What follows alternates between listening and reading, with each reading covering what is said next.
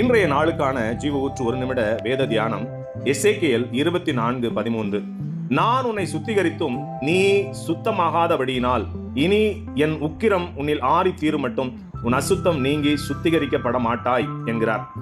தேவன் தம்முடைய இரத்தத்தினால் ஒரு மனிதனை சுத்தமாக்கிய பின்னும் அவன் சுத்தமாகாமல் இருக்க முடியுமா என்று கேட்டால் ஆம், முடியும். எப்படி என்றால், இதே வசனத்தின் முற்பகுதியில் இதற்கான பதில் இருக்கிறது. அது என்னவென்றால், உன் அசுத்தத்தோட முறைகேடும் இருக்கிறது என்று கூறுகிறது.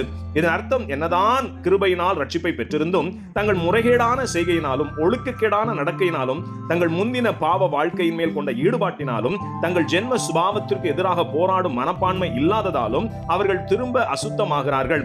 இவர்கள் ரட்சிப்பை பெற்றிருந்த போதும் பரிசுத்த ஆவியின் அபிஷேகத்தையும் பலனையும் பெற்றுக்கொள்வதற்கான தாகம் இல்லாததால் அவர்கள் திரும்ப தங்கள் பாவ வாழ்க்கைக்கு செல்ல அதிகமான வாய்ப்புகள் உண்டு. இப்படி திரும்ப அசுத்த வாழ்க்கைக்கு திரும்புகிறவர்களை தேவன் அவர்கள் சத்துருக்களிடத்தில் அவர்களை ஒப்புக் கொடுப்பார்.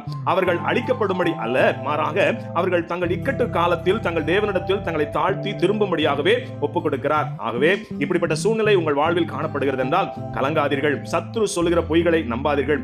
இப்பொழுதும் உங்களை முழுமையாக தாழ்த்தி தேவனிடத்தில் அர்ப்பணித்தால் அவர் நிச்சயமாகவே உங்கள் மேல் மனம் இறங்குவார். அவருடைய இரக்கங்களுக்கு முடிவில்லை. அவருடைய கிருபை என்றும் உள்ளது. ஆமேன். அல்லேலூயா.